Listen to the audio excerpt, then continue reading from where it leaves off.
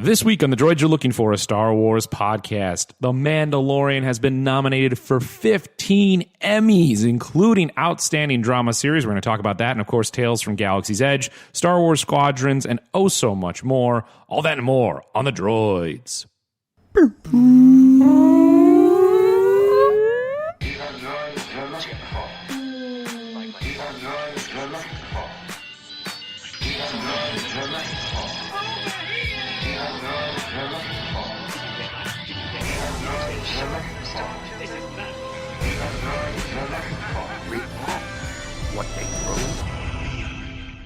Welcome back to the Droids You're Looking For, a Star Wars podcast. Alongside Ryan and Chris, I am Mike. Glad to be joined by you fine individuals getting ready for more Star Wars news every moment, because every time that I think we're not going to have anything to talk about, and yes, some episodes we haven't had anything, news breaks and big news breaks. Which ones, Mike? Name. I mean, I always thought we had interesting conversations no matter what. We'll pull those episodes from the library. We should say, as of right now, Sam is missing. Yeah, we haven't heard from Sam. We haven't heard from Sam this morning. We're sure everything's okay, but in case this turns into a case, this is a scoop. Sam's missing. It's a 24-hour window for the police. It's a 12-hour window for the droids. If we don't hear from Sam... Yeah, we have until Sunday that we know that we need to take this down. Yeah, we have a 6-hour heartbeat that we don't hear from him. If he doesn't mention Batman... He was hired as an internal investigator into the Ellen DeGeneres show, so maybe... Okay. Maybe he's probably pretty busy. Yeah. I think if he hasn't mentioned Batman or James Bond to us within 6 hours, or have drawn a picture of either, then we get a little worried. Yeah, we shoot up a flare. We put up the bat signal. You know, to make promises for Sam that he can't keep while he's not on the pod, Sam is still working on those 2 pieces of artwork for those of you who wrote reviews. He's going to get those out in the near term. I mean, I think he's probably already done, right, guys? He's got to be done. Yeah. I'd say by the end of the fiscal year. I mean, which for some companies is March, so. Yeah. He's got some time. He's got some time. Listen, guys, it's tough times. Give him a break. Give him a break. I'm sure supplies like pencils are hard to find now, so. Well, if you are interested in an original piece of Sam Star Wars artwork, rate and review us on iTunes. You get a chance for that. And, of course, find us on Twitter, Facebook, Instagram, DroidsPod on Twitter and Instagram, the Droids Podcast on Facebook. Email us, droidspod@gmail.com. And we've got some fun new things that have been going on ancillary to the Droids. I mean, they're still connected. I'd say Ryan and Chris, let us know what we've got Star Wars-wise that you can find on some other platforms. Well, we'll tell you what. Every Wednesday at 8 p.m., on twitch.tv/copingmechgames, Chris and I do a show called Then and Now, where we play retro games and their modern-day counterparts. We've been having a great time doing it, and this week, we're doing Star Wars. That's Our first edition of Star Wars. I'm sure we'll do more through the tenure of the show because we'll be out of ideas. Star Wars, But I believe this week we settled on doing Super Star Wars and Jedi Fallen Order. Not to cannibalize Mike's views on Twitch, because he's doing some stuff too. But that's what we'll be doing this Wednesday, 8 p.m. Twitch.tv/copingmechgames. If you're watching, you just get done with Entertainment Tonight or Access Hollywood, whatever your 7:30 show choice is. You're going to watch the Titan games. If you're going to watch the Titan games, you see the promo coming up. They're scrolling the credits horizontally for some reason. And then all of a sudden, you don't want to watch Titan games? Turn on Twitch. Go to twitch.tv/copingmechgames. Yeah. Turn that on. And watch our older episodes. This week we did Halo and Destiny 2. We've done Doom and Doom Eternal. System Shock and Prey. We're having a great time over there. We got a great little community building up. The chat's very active. We're having fun. I highly recommend it. I said to the guys beforehand, the concept is fantastic. And when you know you're talking about the concept, you know that you really love the show. Yeah, Mike said, the show's, I love the concept. Yeah. That's what he said. Yeah. It's like, we asked Mike, it's like that 30 Rock episode where Tina Fey is like, the lights were bright. It's in focus. Which cannot be said all the time for our show. Yeah, I was going to say, we can't even promise that. But we can promise some goofs. We're having a good time over there. And we give some information about the games and things. Yeah. I think that there's a lot of good information about there's a lot that I learned in watching the Halo episode and the Destiny 2 episode that I didn't really know because I wasn't like tapped into that, and I'm like, oh, it makes me want to play Destiny, and I've never played it before. It made me want to play Destiny, and I had 150 hours clocked, so it's become a problem. I think, can you guys get some affiliate sales credit if I buy Destiny based on your game? We already do, based on your stream? Yeah, we get some of that, and also if you buy any Monster Energy drink, any kind of gamer fuel, we're really plugged into that community. Power Surge Energy Slime. Anything that'll turn your pee green. I actually think that's really how you build up some audiences, that you just say you're sponsored until that brand actually has to take notice because you're so intense about that level. Or they're so big that they forgot that they didn't actually sponsor you. They're like, well, here it goes. Here it goes. Give them some money. This week, George Lucas personally presents Then and Now with Ryan and Chris. Just not an LLC. He has told us privately that he loves the show and he'd love to sponsor it. And don't worry, lawyers. If you look at the sentence of what Ryan just said, it's George, period, Lucas, period. I think it falls it under all checks parody, out. Right? Yeah, it all exactly. Yeah. Well, I think most of the stuff we do falls under parody. Chris of a and real I podcast. both bought budget-level capture cards to play video games on, and George has promised that we will be reimbursed. Quick, what's your cheapest capture card you can get? Well, check it out every Wednesday, 8 p.m. Eastern. Is that what you said? 8 p.m. Eastern. Thank you. Yes, because we are a global show. 8 p.m. Eastern Standard Time. -5 UTC. GMT. Well, check that out. Enjoy that. Much more. You might even find some other droids in the chat. And just, I know Sam has had a tendency to appear. I'm trying to join when I can. If you want personal access to the droids. I was going to say, I think that's worth mentioning. That is one of the benefits of watching live. You can, and we have some fellow droid fans. David, who sent in some questions to us here, joins us in the chat. He asked us to compare Darth Vader and Master Chief this week. Yeah, from Halo. Wow. So the droids community is it's thriving. It's thriving over there. And though it may not be Star Wars directly, but we sneak it in there. But this week it is. Boys do. And this week it happens to be. Is. Yeah. Which is what? Wednesday, August 5th? Let me look at a calendar here. It's Wednesday, August... Wait, that's wrong. Hold on. We're really selling this show. I love August 5th. Yes, Mike, you were right. Wow. Yeah. I mean, do dates mean anything these days? Not really. Well, if you're trying to get people to tune into a live stream, they do. Well, I said Wednesday. Who knows when they're listening to this podcast episode? So. Wednesday, August 5th. If it's after August 5th, you could still watch it at twitch.tv/copingmechgames. Do what I do. It's after 60 days plus that. And may not If it's after 60 days, I'm not paying. I just count 5 sleeps. Well, the big news this week in Star Wars is that The Mandalorian has been nominated for Outstanding Drama Series at the Emmys. And no matter what you think of award shows, no matter what you think of the Emmys, I was floored by this because... We did it, baby. We did it. Look, it is a fine show that I enjoy. But when you think of drama and you think of Better Call Saul as nominated, previous shows who've won that award, say Mad Men or Breaking Bad, I mean, even Ozark, and just to put The Mandalorian in the same category, even Game of Thrones. I mean, Game of Thrones had a much more consistently propulsive forward storyline. I mean, it didn't take like 3 episode breaks in the middle. Yeah. I love The Mandalorian. I thought it was a great show. It doesn't fit as a drama series. Also, it does feel weird, and not to say that Star Wars movies are undeserving of awards, but it does feel weird to like think of them as like an Emmy nominated, like prestige television. Like, I kind of like that there's a layer of pulp between that and kind of like awards with Star Wars things.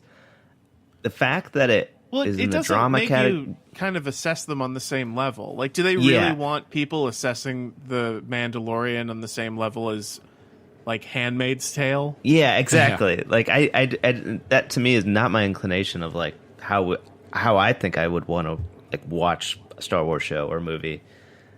Yeah, and I suppose we don't have to, but they forced our hand. Now we must. They've done it. They've done it. I've seen the light. I can't go back now. It's interesting, though. I wonder if the format, since it is rare to see like a half-hour drama, I wonder if the format has any like play there. Well, it did win. It did get some nominations based on the format, which I didn't realize was even a thing. Which is, let's see, hold on. Half-hour drama? Outstanding production design for a narrative program, half hour. Outstanding cinematography for a single camera series, half hour. Which, interesting. They never announced that at the actual award show. It's kind of that would be real lame if you had to put in parentheses half hour. It being nominated for a lot of technical awards, it still doesn't really make sense to me. But really, I guess like the effects for television are very. I can't tell what's real, especially the volume thing. The volume's incredible. I can't tell what's real or not on that show. I'm upside down when I'm watching it. All right, everybody, calm down. I was just thinking out loud here. And I guess they have a cacategory that is just outstanding fantasy sci-fi costumes. So those are the ones that like they're like at a previously unaired exactly. award ceremony. It's like Bonnie Hunt comes out and says, "I was able to host those awards." Yeah, so like the full nominations are Better Call Saul, Killing Eve, Ozark, Stranger Things. Well, look at the other things that don't deserve to be there. Succession, The Crown, Handmaid's Tale, and The Mandalorian. So like in a world where Stranger Things is getting nominated for Best Drama Series. I mean, fair. I agree with that. But it's, again, the rest of what you listed doesn't. I mean, like Succession, The Crown, Better Call Saul, Handmaid's Tale, Ozark. Yeah. That's not the same category. Yeah, it's more like two of these things are not like the others. You know what I mean? Yeah, exactly.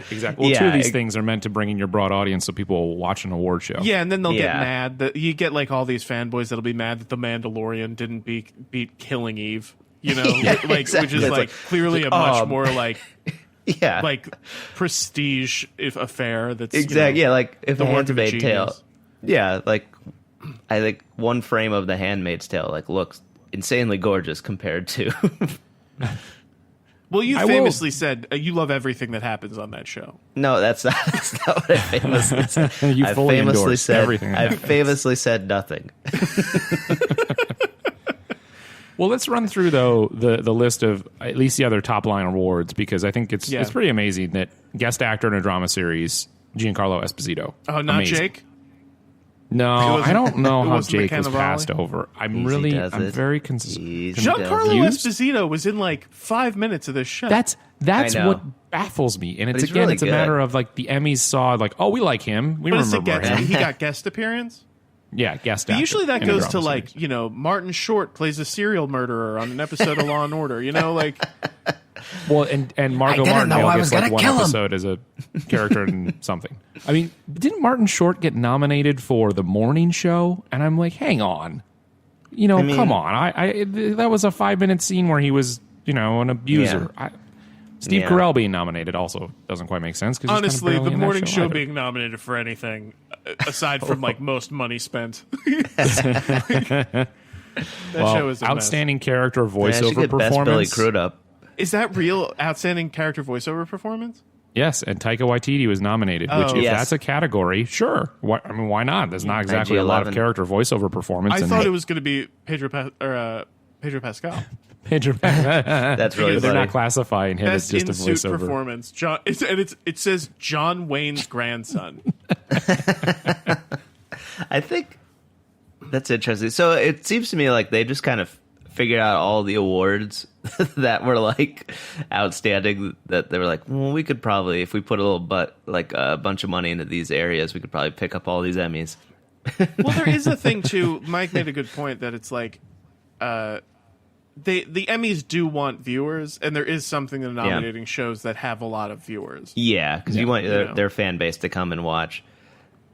Yeah, like I'm not sure if the Crown audience is like, we got to watch the Emmys this year. I don't know if it's this way anymore, but I remember there was some like NPR thing that was before either the Academy Awards or the Emmys where it was like statistically the movies that always won were just the movies that sent out the most screeners. It's a winnable game. So if you're a company like Disney, I feel like you have a lot of power and influence to send out basically as many screeners as fast as you possibly can. Yeah. And like the name Mandalorian, Star Wars The Mandalorian, is like been broadcast, advertised for like 2 years. So there is a name recognition thing too, because a lot of the people who vote, because I believe it is the Academy, right? So like a lot of the people who vote like haven't seen all of it. Well, yeah. So they're just like, it's the reason that like that Mad Men just keeps winning. Yeah, obviously it's off the air now, but like they're just like Modern Family. Yeah, or Modern Family's a better example where it's just like, it must still be good. Yeah. And then they just yeah, exactly. Oh, I remember that episode last year. It was funny. Yeah. So with, Star Wars thing, now it's becoming, I've heard that it's becoming like whoever sends out links, people are getting annoyed with screeners. They're like, what am I supposed to do with this? So they just want links now. Yeah. So it's like to screener websites that, from what I can tell from the critics, don't actually work properly and are mostly frustrating. Oh no! Why haven't they been able to crack that? Why don't they just give them like because they're trying to limit to make sure that that no one can see it except for the critic they intend to see it, and if they put it out there and somehow that critic just is like, oh, here's my password. Oh, I see. Why don't they just make it free for everybody? I mean, this is television. Let's change it. Let's let the people vote for Emmys. Text Droids to the What's funny Mandalorian. is that I love that idea, Chris. Is like, why can't we vote online for presidents, and let's vote online for favorite TV shows. I guess they do it on websites. But listen, when I was 13 years old, I voted for Blink-182 to win the MTV People's Choice Music Award. Did they get it? I don't remember. Because once they got it in my heart. You know what I mean? That's all that matters. That's all that matters. Well, I would say also, I think it's a nice quote from Kathleen Kennedy, that the child will be appearing in his tux for the Emmys. Well, that's cute. Can't wait for that cringeworthy moment because it'll be a virtual Emmy show where they're puppeting the child. We can't even hear the people not laughing in the room. I can't wait till Ricky Gervais is riffing with the tuxedo. Yeah, he's asking the baby if he's even seen the show. And then he makes fun of the people they won't be in the room. He'll make fun of the people on watching the show that have actually watched The Mandalorian. Get a life! Oh! That's my Ricky Gervais. That's pretty good. That's a good Ricky Gervais. I'm impressed. Well, also, The Resistance was nominated for Outstanding Children's Program. That's good. Which is nice, but it's still, I don't know, I'm still just baffled that they kind of just sunset it with no real fanfare. And it's like, all right, it's just done. It was picking up steam, too. Like, I could have seen a very cool storyline. I feel just like that's all Last Jedi Fallout related. Like, they were really tying things together, and then they decided to go. What's interesting in that move, it's not like the worst thing because I do enjoy these newer episodes of the Clone Wars, but it's like, do we really need? Well, maybe some people want it, like the Bad Batch spinoff and that kind of thing. I'd rather something a little newer, but I don't know. Well, because you got a pretty front and center series for the clone troopers throughout the Clone Wars. Did we need another? But we'll see what they do with it. Yeah, I'm excited for it. Yeah, I'm very excited for Ludwig Göransson because he's outstanding music composition for a series, which he also won an Oscar for his Black Panther score. But oh wow, I think he did an exceptional job in Mandalorian. Yes. And it's one of those things where he made it pretty iconic in that first main theme, but it felt almost effortless for him when you watch that episode of Disney Gallery where he's just messing around, comes up with stuff, and you're like, wow, it is something that it's its own, still feels relevant for Star Wars, and it's just, I mean, I can hear it in my head the moment I think about it. How many shows can you feel that way where, yes, there's the opening credits where, yes, I guess I can hear the Mad Men theme. But, that use of, what was it, a bassoon or the instrument he uses at the very beginning is just, burned into my brain. It's pretty funny that the behind the scenes of him making the music is almost like a parody of, a Foley artist behind.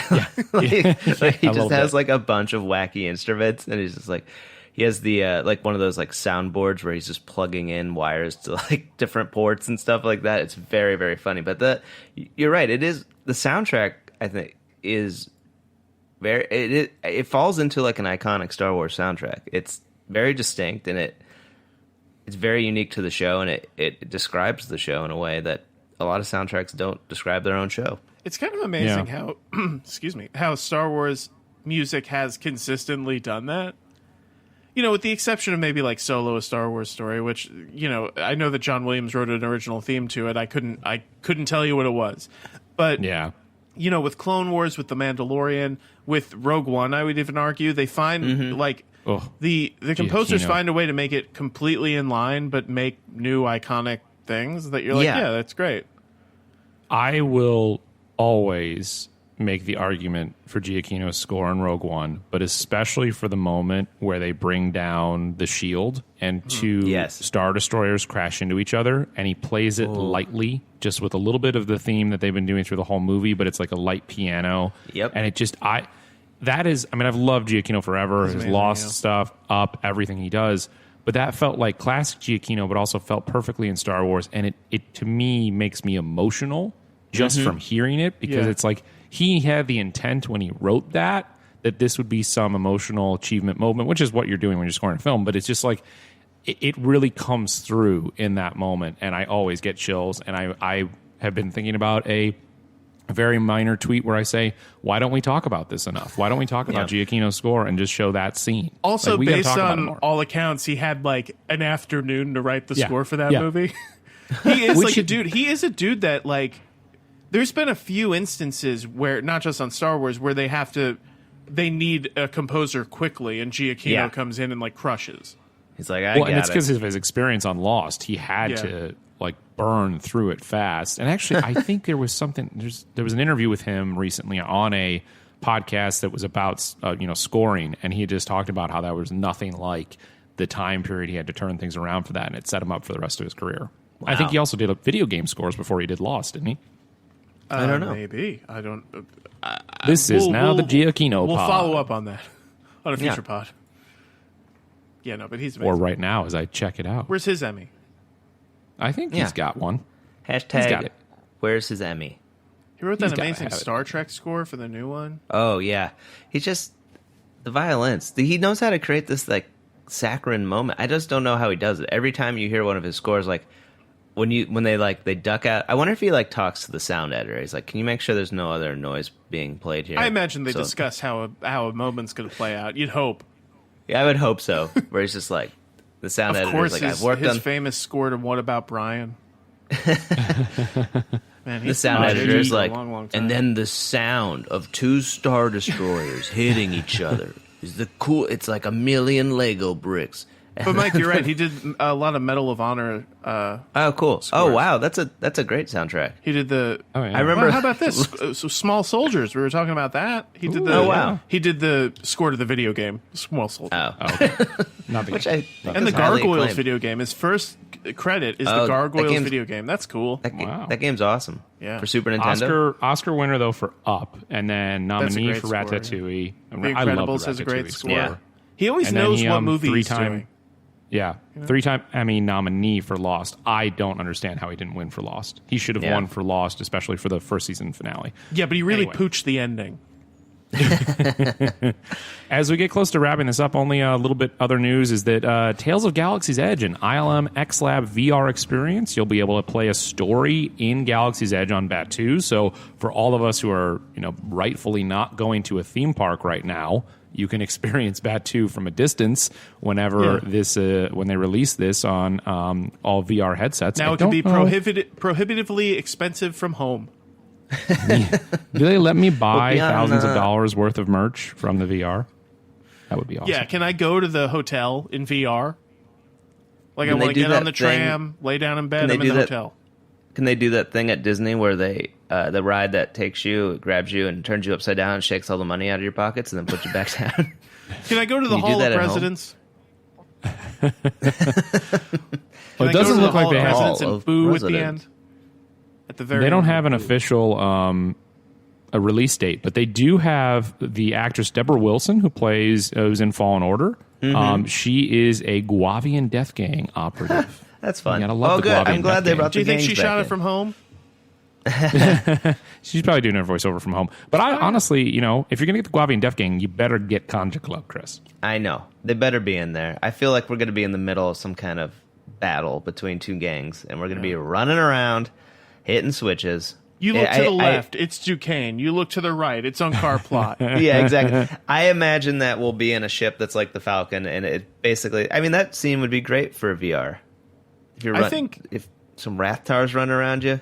I think we're going to be waiting in line for 3 hours because we didn't get the Fast Pass upgrade. They got the Fast Pass on VR. Yeah. That's just Oculus Fast Pass. That's its own version of it. Bobby Moynihan, and I'm going to say it, we're just saying we're putting stuff out there and saying that, we'll just get more fans and audience. Friend of the pod, Bobby Moynihan, because soon to be guest on the pod. Right? I mean, why not? This is a true story. My wife is friends with him on Facebook. Well, then I think we've got our first step into having Bobby Moynihan on the pod. I think he did like a improv show at her college before he was on SNL or something. Wow. And everybody friended on Facebook. It was still when you could friend Bobby Moynihan on Facebook. So, coming up next week on the Droids, guest star Bobby Moynihan. It's happening. I like it. He is playing a bartender in a cantina named Cecil Slack, and he's a kooky guy, and obviously he voiced a character in Resistance, and I like that Bobby Moynihan's just kind of getting in. It makes me think that if you have enough fandom out there, and maybe you get some notoriety, and this pod's our notoriety, then somebody will let you work in Star Wars. Yeah. This pod is our notoriety. It's podstable. I get recognized every day. Every day I get recognized for doing the pod. But that's by Safi. Yeah, I mean, we are in quarantine. My dog has no idea. So there's really one left to recognize me for the pod, and she does every day. Well, Sam, get well soon, Sam. Resurface. If you can just make sure you let us know. Send us a painting of your whereabouts. Send us a picture of Sam. Holding today's newspaper so we know that it's okay. So we know that it was accurate. But don't get the newspaper because somebody else touched that newspaper, and that's not safe. Also, I wouldn't be able to verify that. I don't have a newspaper. Also, I'm pretty sure the front page of every newspaper for the last 4 months has pretty much said the same thing. I don't know. It actually says something a lot worse today. Oh, no. Yeah, it's just we'll just know from how bad it is. Today, it's all about how this is the worst GDP quarter ever. Well, not in Star Wars land. I assumed that printed newspapers just had the words "bad" with 5 exclamation points. Bad written. stuff. I was thinking you were going to go the route that every day it said, "Oh my God!" Yeah, it's a world on fire. In other breaking news, water wet. We landed on the moon. Well, always a pleasure to be here with the Droids, and again, check out Coping Mech Games on Twitch.tv. Wednesday, August 5th, 8 p.m. Eastern. Ryan and Chris are bringing the best content on Twitch. That's right. Wow. Thank Good you, Mike. endorsement. Thank you. I don't know why I did it that way in the sing-songy voice, but I wanted Wednesday to. at 8, it's between that and watching a guy order everything on a pizza menu and eating it, I believe. That's our counter-programming. That's it. I wish we were in the previous era of must-see TV, so you could say you were against an actual episode of Yeah, and we're up against Will and Grace, Boston Commons, and Boyd. Never Wings. We would never be up against Wings. We can't beat Boston Common. Don't do that. Don't go up against Wings. It's a bloodbath for you then. That will do it for the Droids You're Looking For, a Star Wars podcast. We'll catch you next week right here on whatever listening device you're using. What they throw. Annie?